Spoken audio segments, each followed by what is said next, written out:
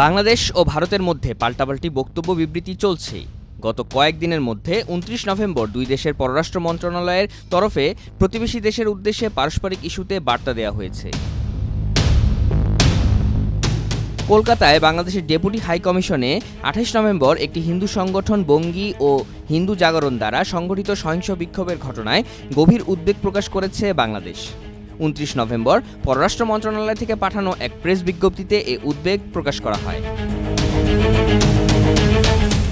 বিজ্ঞপ্তিতে বলা হয়, বিক্ষোভকারীরা পুলিশের ব্যারিকেড ভেঙে বাংলাদেশ ডেপুটি হাই কমিশনের সীমানায় চলে যায়। এ সময় তারা বাংলাদেশের জাতীয় পতাকায় আগুন এবং মাননীয় প্রধান উপদেষ্টার কুশপুত্তলিকা পোড়ানোর মতো জঘন্য কাজ করে।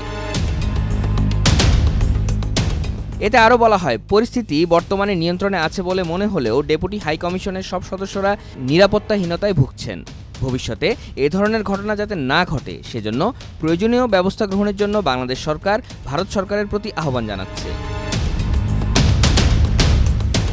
এদিকে ২৯ নভেম্বর ভারতের পররাষ্ট্র মন্ত্রণালয়ের সাপ্তাহিক ব্রিফিংয়েও স্থান পায় বাংলাদেশ প্রসঙ্গ।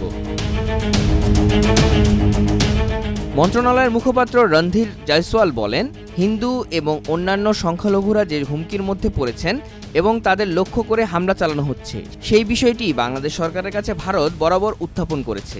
এ ব্যাপারে আমাদের অবস্থান খুব স্পষ্ট। বাংলাদেশের অন্তর্বর্তী সরকারকে অবশ্যই সব সংখ্যালঘুর নিরাপত্তার দায়িত্ব নিতে হবে।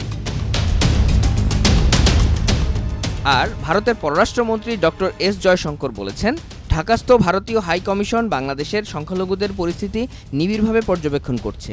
২৯ নভেম্বর ভারতের লোকসভায় ৫টি সুনির্দিষ্ট প্রশ্নের জবাবে তিনি বলেন, সংখ্যালঘুসহ বাংলাদেশের সব নাগরিকের জীবন ও স্বাধীনতা রক্ষার প্রাথমিক দায়িত্ব বাংলাদেশ সরকারের।